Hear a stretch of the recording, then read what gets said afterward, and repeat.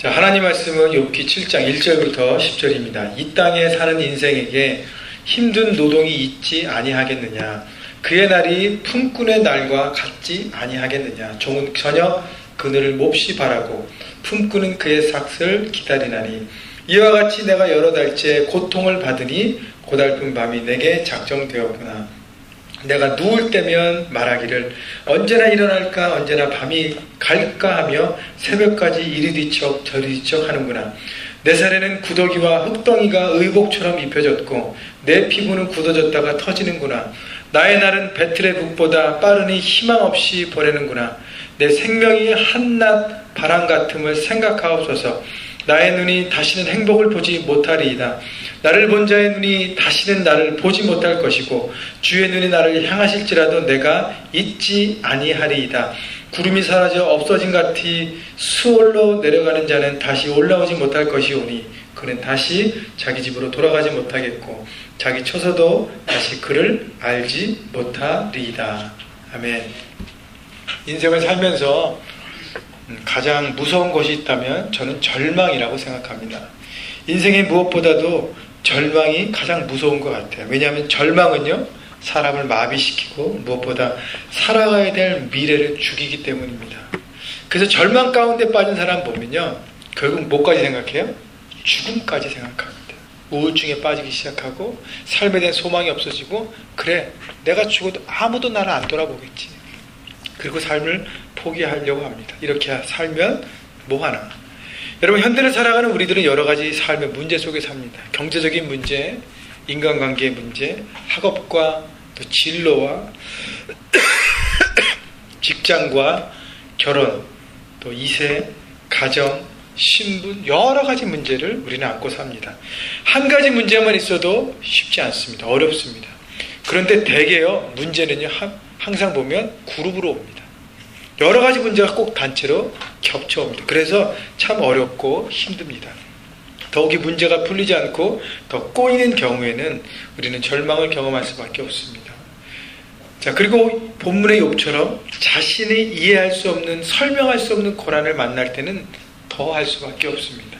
이해할 수 없는 삶의 고난들을 만난 욥이 처음에는 믿음으로 잘 견디었어요. 그런데 고통의 시간이 지속되면서 계속되면서 한계를 드러내기 시작합니다. 그러면서 심각한 절망의 고백들을 오늘 본문에 보니까 쏟아내고 있습니다. 자, 욥의 절망 속의 고백들을 통하여 어떻게 하면 절망의 생각을 받고 새롭게 하여 절망 속에서 일어나 생명력 있고 능력 있는 인생, 그렇게 인생을 살아갈 수 있는지 오늘 말씀을 통해서 함께 나눠보려고 합니다. 자, 절망에서 어떻게 하면 일어날 수 있을까? 그러면 절망 속에서 우리의 생각을 세 가지 바꿔야 됨을 함께 나누려고 합니다. 첫 번째, 우리의 바꿔야 될 생각은 첫째, 일에 대한 개념을 바꿔야 합니다. 오늘 본문 1절 볼까요? 이 땅에 사는 인생에게 힘든 노동이 있지 아니하겠느냐? 그의 날이 품꾼의 날과 같지 아니하겠느냐? 욥은 자신의 고통을 노동, 일에 비유했습니다. 이 세상을 살아가는 사람, 모든 사람들이 일을 해야 먹고 살 수 있지 않습니까? 매일매일 힘든 노동을 하고 그 대가를 통해서 얻는 일당 수입을 통해서 살아가는 인생. 그래서 날마다 땀을 흘리고 일하면서 살아야만 겨우겨우 먹고 살 수 있는 인생.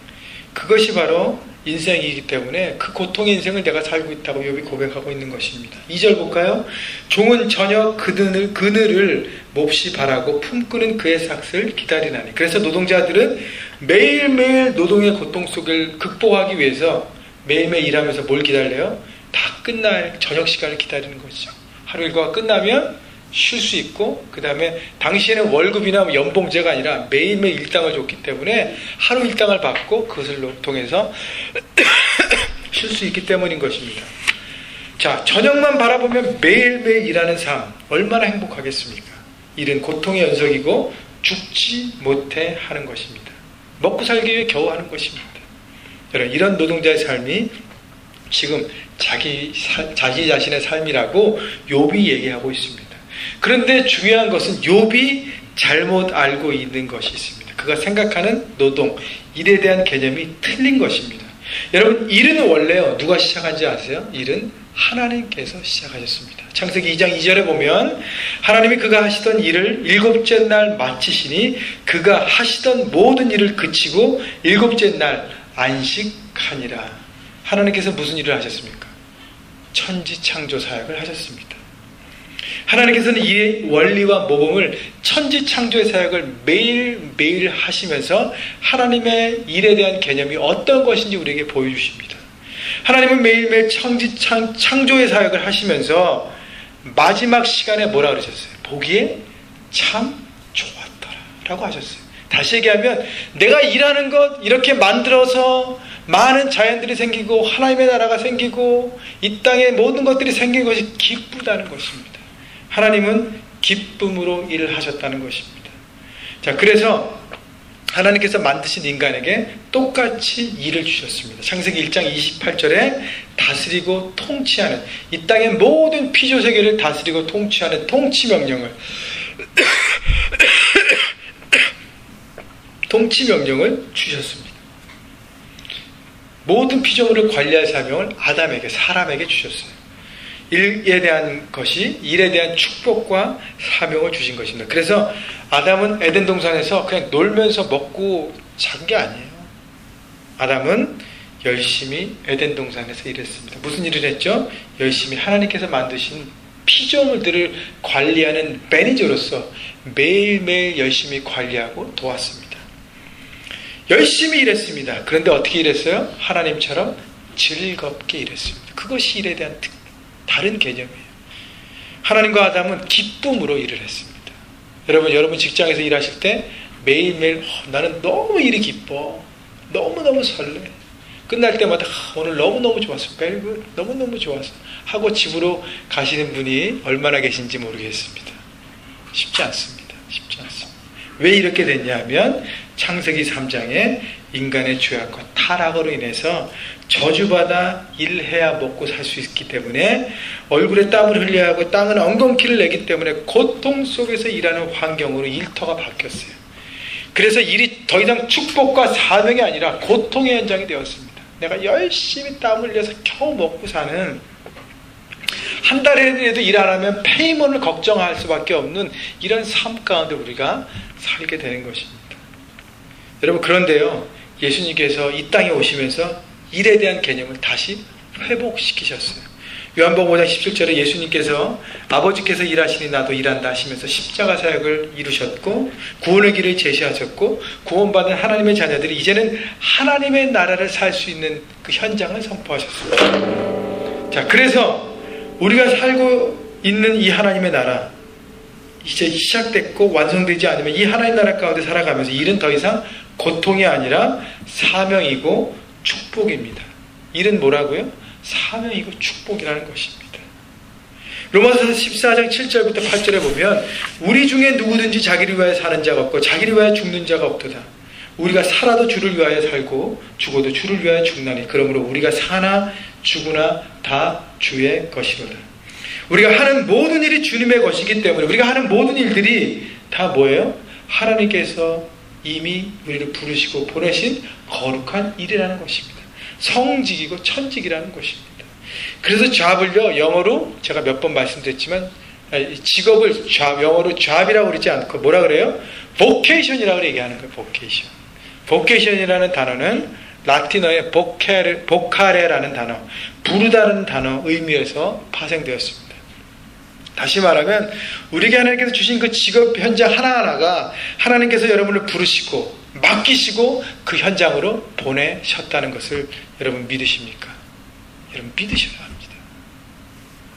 그래서 우리가 하나님의 구별된 성도이기 때문에 우리가 어떤 직업을 가졌던 그 직업이 하나님 앞에 거룩한 직업이라는 것입니다.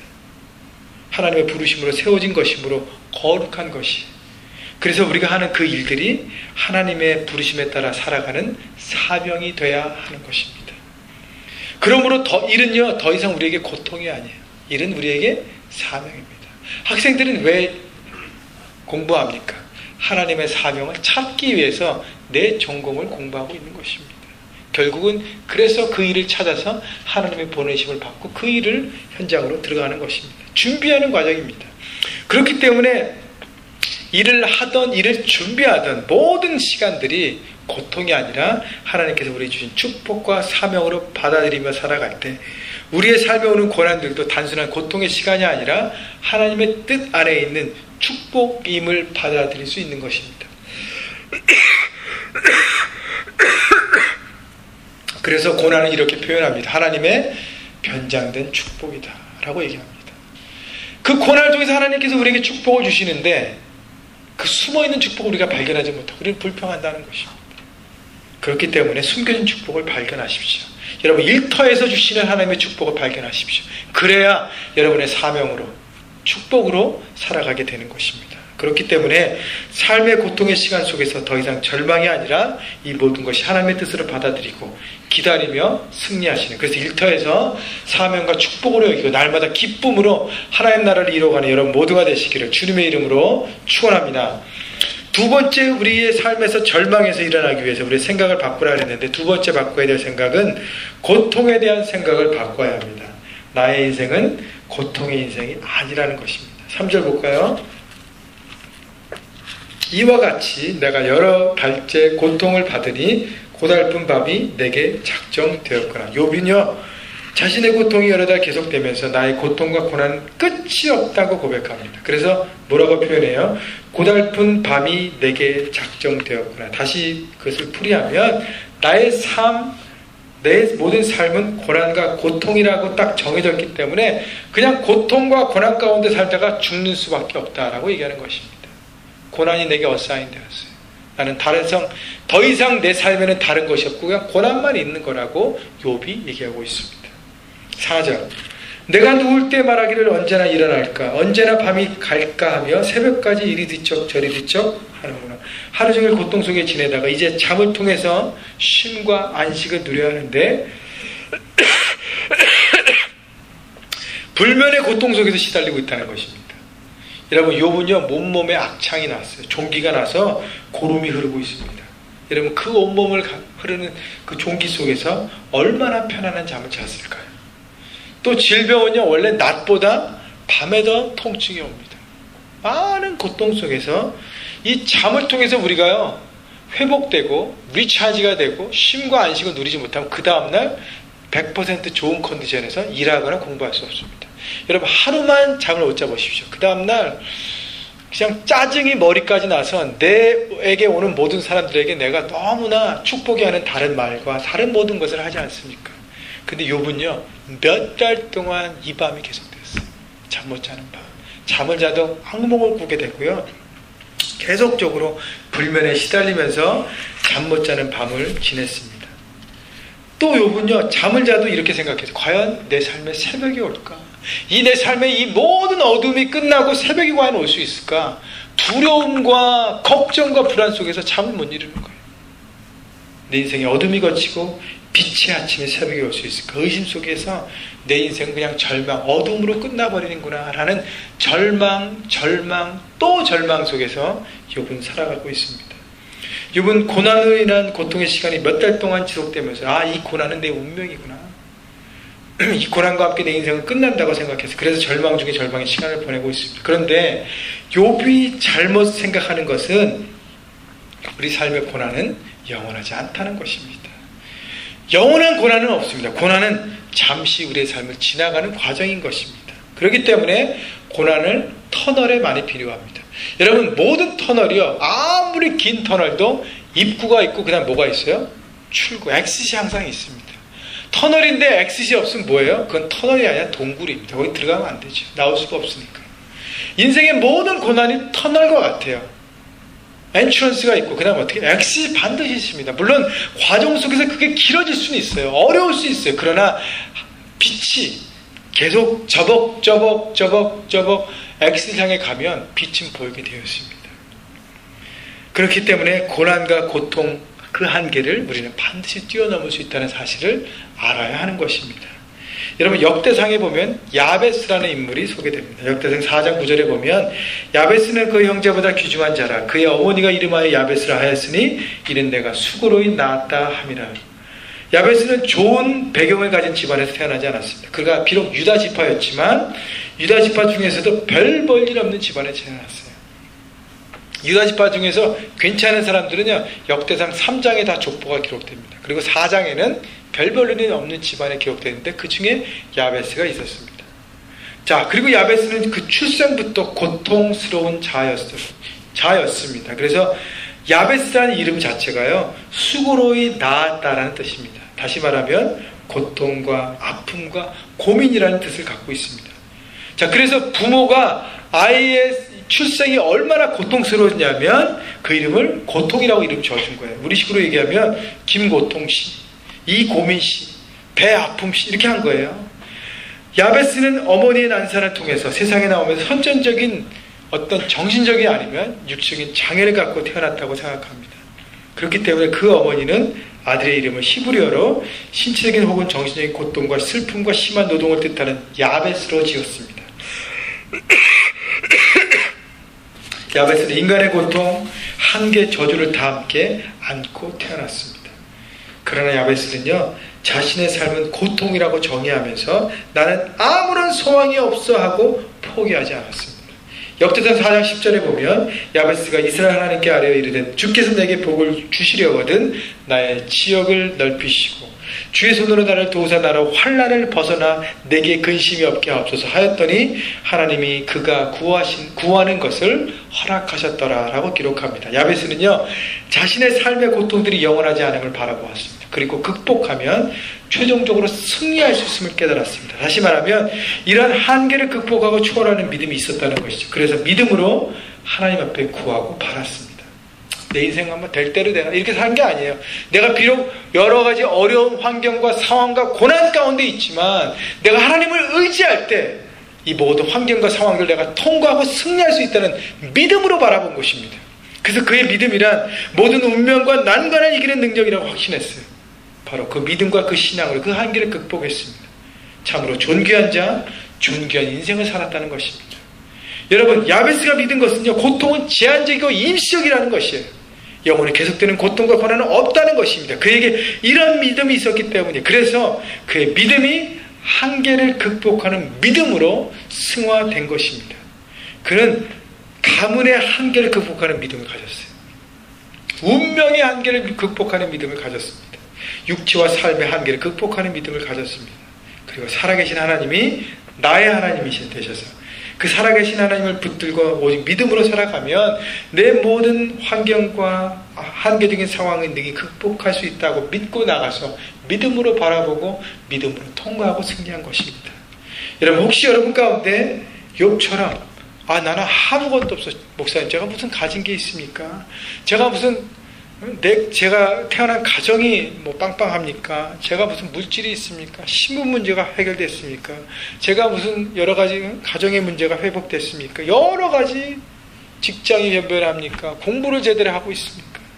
저는 아무것도 가진 것이 없어서 제 삶은 소망이 없고 절망입니다. 라고 생각하는데 절망에 빠지는 영혼이 있습니까? 여러분, 생각을 바꾸십시오. 그 절망 일어날 수 있습니다. 여러분, 믿음을 가지십시오. 내가 직면한 고난 반드시 지나갈 수 있다는 것입니다. 어떻게 해요? 믿음으로 살아계신 하나님을 의지하고 나갈 때 그 시간이 조금은 걸릴지 모르지만 그러나 터널의 엑스를 향해서 나가는 내 한 걸음 한 걸음이 되어서 결국은 그 고난을 통과하고 더 성숙한 견고한 하나님의 사람으로 서게 되는 것입니다. 하나님 향한 믿음으로 확신 가운데 살아갈 때 고난을 극복하고 승리하는 믿음의 종들이 다 되시기를 주님의 이름으로 축원합니다. 마지막 세 번째, 우리가 절망에서 일어나기 위해서 우리가 바꿔야 될 생각은요, 인생에 대한 생각을 바꾸라는 것입니다. 인생은 바람 같고 의미가 없다고 욥이 얘기했습니다. 6절 볼까요? 나의 날은 배틀의 북보다 빠르니 희망이 없이 보내는구나. 내 생명이 한낮 바람 같음을 생각하옵소서. 나의 눈이 다시 행복을 보지 못하죠. 6절에 보면 나의 날은 배틀의 북보다 빠르다고 얘기합니다. 배틀의 북이 뭐예요? 배틀은 실을 이렇게 누에서 실을 짜는 건데, 실을 짤 때 보면 실을 풀어주기 위해서 배틀의 북이 왔다 갔다 빨리 가서 하는 그게 있잖아요. 그죠? 내 인생이 이것보다 더 빨리 간다는 것이에요. 인생이 그렇게 빨리 가기 때문에 나는 아무런 희망이 없다고 얘기합니다. 7절은 인생을 뭐와 같이 비유했어요? 바람과 같다. 바람처럼 한순간에 왔다가 한순간에 사라지는 덧없는 인생이라고 얘기하고 있습니다. 그래서 나는 다시 이 고난을 극복하고 이전처럼 행복한 삶을 다시 누리지 못할 것임을 말하고 절망 가운데 있습니다. 여러분, 욥이 말한 것처럼 인생이 빨리 가는 것은 맞는 것 같아요. 여러분, 저도 조금 살아보니까 사람이면 살수록 인생이 빨리 지납니다. 여러분, 그런 얘기가 있잖아요. 세월이 20대 때는 20마일로 가고 30대 때는 30마일로 가고 저처럼 40대는 40마일로 갑니다. 살아가면서 시간이 점점 빨라지는 것을 저는 느낍니다. 제가 내년이 되면 한국을 떠난 지 꼭 20년이 됐어요. 벌써. 시간이 굉장히 빨라요. 벌써 40대 중반이 돼서 흰머리도 꽤 났고 머리도 여러분 자야가 잘 이렇게 드라이해서 그렇지 많이 빠졌습니다. 체력도 예전과 같지 않아요. 알러지에 소화불량에 디스크 이렇게 돌아가면서 오는 것 같아요. 제 삶 가운데. 하룻밤 늦게까지 있으면 회복하는 시간이 너무 오래 걸립니다. 욥이 말하고 있는 것처럼 인생은 빠르게 지나가는 건 맞는 말입니다. 그러나 빠르다고 해서 아무런 의미가 없고 소망이 없는 것은 아니라는 것입니다. 욥은요, 인생의 중심을요, 삶의 길이에 두었습니다. 당시에는 오래 사는 것이 축복이었어요. 그래서 오래 살아야 되는데 지금 고통의 시간으로 이걸 다 소비하니까 어떻게 해요? 나중에 내가 살아가는 시간이 별로 없다고 절망 가운데 있는 것입니다. 그런데 중요한 것은요, 문제는 삶의 길이가 중요한 것이 아니라 삶의 목적을 어디에 두고 사고 있는가가 더 중요한 것입니다. 빠른 인생의 중심을 두고 있는가가 아니라 영원한 하나님의 나라를 바라보고 살아가는 인생이 되어야 하는 것입니다. 그러므로 예수님을 주인으로 모시고 사는 우리 크리스찬들은요, 예수님 안에서 영원한 생명을 얻은 자를 얻고 있음을, 이미 얻었음을 잊지 말아야 하는 것입니다. 마태복음 22장 31절 32절에 보면 예수님께서 하나님이 너희에게 말씀하신 바 나는 아브라함의 하나님이요 이삭의 하나님이요 야곱의 하나님이로다 하신 것을 읽어보지 못했느냐. 하나님은 죽은 자의 하나님이 아니요 산 자의 하나님이라. 이스라엘 백성들은 하나님을 아브라함의 하나님, 이삭의 하나님, 야곱의 하나님이라고 부르면서 왜 그렇게 하나님이 가르쳐 주셨는지 깨닫지 못했습니다. 예수님께서요, 그 이유에 대해 설명해 주세요. 하나님은 죽은 자의 하나님이 아니라 산 자의 하나님 되심을 말씀하고 있는 것입니다. 주께서 이 땅에 오시기 전에 이미 아브라함과 이삭과 야곱은 다 죽었습니다. 그들의 시체는 이미 흙이 되어서 썩어서 다 없어진 지 오래됐습니다.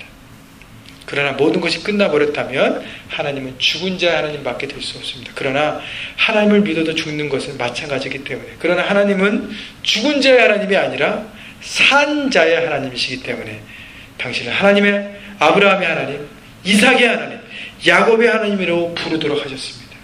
그들은 이미 죽어 흙이 되었지만 여전히 우리 가운데 살아있다는 것입니다. 그들의 영혼이 하나님의 품속에서 하나님과 더불어 영원한 생명을 누리고 있기 때문에 아브라함의 하나님, 이삭의 하나님, 야곱의 하나님이라고 부르면서 우리도 그들처럼 육체는 죽고 썩어갈지 모르지만 영원하게 하나님 안에서 함께 누리는 영원한 삶을 바라보는 인생을 살아가라는 것입니다. 여러분, 우리는 아까 말씀드린 것처럼 예수님 안에서 이미 영원한 생명을 보장받았습니다. 이렇게 우리의 삶이 보여진 인생으로 끝나지 않고 영원한 삶이 있다는 것을 알고 살아가야 합니다. 영원한 생명에 집중하는 사람만이 이 세상에서의 부와 성공을 목적으로 삼지 않고 영원하신 하나님의 말씀을 목적으로 삼아 영원한 것을 추구하며 살아갈 수 있습니다. 이 영원함을 받아들이지 않는 사람은요, 이 땅의 인생에 집중하면서 인생을 판단합니다. 그래서 거대한 것, 웅장한 것, 화려한 것, 이런 세상의 성공만을 추구합니다. 이것을 목적으로 삼는 이상 하나님에 대한 신앙을 버릴 수밖에 없어요. 그리고 수단과 방법을 가리지 않으며 살아가는 것이 우리 보통의 본성입니다. 여러분, 우리가 잘 아는 사도 바울, 최고의 학문에 로마 시민권에 당시 권력의 줄을 잡아 권력 중심에서 화려한 인생을 살 수도 있었습니다. 그런데 그런 영원하신 하나님을 바라봤어요. 그리고 변방의 인생을 선택하고 육체의 모든 것들을 내려놨습니다. 육체의 모든 것 필요 없다는 것이 필요합니다. 그러나 그것이 내 삶의 주인됨을 내려놓았다는 것입니다. 당시 바울을 핍박했던 권력의 상징했던 로마의 관리들, 정치 지도자들, 로마의 원로원들, 부의 상징인 부자들, 지식인 헬라의 지식층들, 지금 우리 가운데 기억되고 있는 사람은 거의 없습니다. 모두 보이는 힘, 권력, 부를 추구했던 사람들이, 그러나 모두도 화려하게 그 당시에 살았을지 모르지만 지금 한줌 흙이 되어서 아무도 기억 속에 남아있는 사람은 없습니다. 그러나 거대한 것, 크고 화려한 것을 버리고 영원한 것을 추구하면서 영원한 하나님의 목적으로 살았던 바울은요, 지금도 역사 속에서 우리의 삶 가운데, 우리 가운데 살아있는 것입니다. 그래서 사도 바울이요, 고린도후서 4장 18절에 이렇게 고백합니다. 우리의 돌아보는 것은 보이는 것이 아니요 보이지 않는 것이니 보이는 것은 잠깐이요 보이지 않는 것은 영원함이니라. 여러분, 영원한 것을 바라보는 사람만이요 현실의 문제와 상황과 모든 것들을 뛰어넘을 수 있습니다. 왜냐하면 이게 전부가 아니기 때문에. 그래서 모든 현실을 뛰어넘고 그리고 하나님 앞에서 승리할, 믿음으로 승리하는 삶을 살게 되는 것입니다. 여러분, 절망에서 일어나십시오. 그러기 위해 세 가지 생각을 바꾸라 그랬습니다. 첫째는 일이 더 이상 고통이 아니라는 것. 일에 대한 개념을 바꾸라 그랬습니다. 일은 더 이상 고통이 아니고 축복과 사명입니다. 하나님께서 나를 그곳으로 부르셔서 보내셨음을 믿고 그 사명에 따라 일터에서 최선을 다하고 기뻐하십시오. 둘째는 인생의 고통 반드시 끝이 있습니다. 나는 고통의 인생이라고 절망하지 말고요, 한계를 극복할 수 있는 믿음을 가지시고 하나님 바라보십시오. 반드시 통과하게 될 것입니다. 마지막으로 고통의 시간으로 인해 인생은 아무 의미 없이 빠르게 지나간다고 절망하지 마십시오. 인생의 길이가 아닌 인생의 목적 대신 영원한 하나님의 나라를 바라볼 때 우리는 영원한 생명을 약속받은 인생을 믿고 모든 세상의 절망에서 일어나 하나님과 함께 비상하게 되기를 주님의 이름으로 축원합니다.